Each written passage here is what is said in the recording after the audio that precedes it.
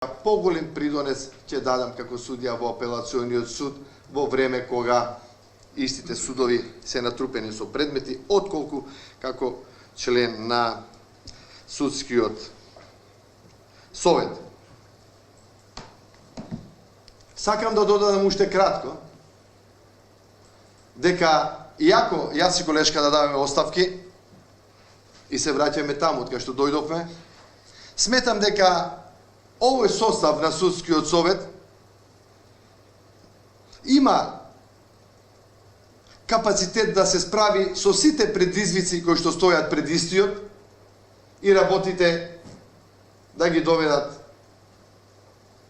тоест судскиот совет да го доведат онаму каде што му е местото. Благодарам. Благодарам, колега Зоран. Благодарам и на колегите што до сега ме трпевте, некојаш бев гласен, некојаш не се согласувам во ставовите, сепак ви благодарам. Ако некого сум увредил, не било ништо лично, се било во склоп на нашата секојдневна работа. Ви благодарам уште еднаш.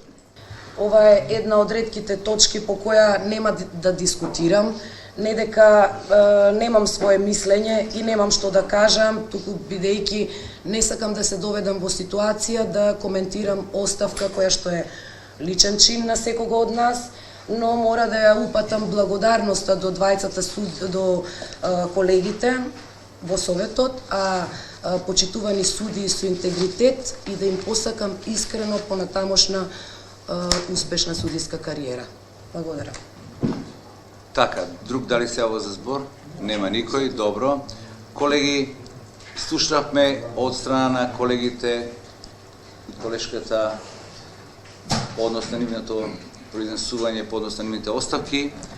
Значи, колеги, останува да констатираме дека на колешката Мирјана Радевска-Стевкова и на колегата Зоран Герасимовски поради нивно барање поднесена оставка, констатираме дека и престанува мандатот член на судски совет.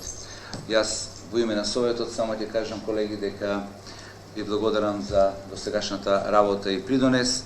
Беше, како викаме, искрено, динамично, но имаше и нормални убави моменти ќе ни останат во сеќавање. Така, во секој случај, колеги, констатираме едногласно така ли дека во тој дел констатираме дека и престанува мандатот на овие двајца колеги, на Зоран Герасимовски и на Мирјана Радевска-Стевкова.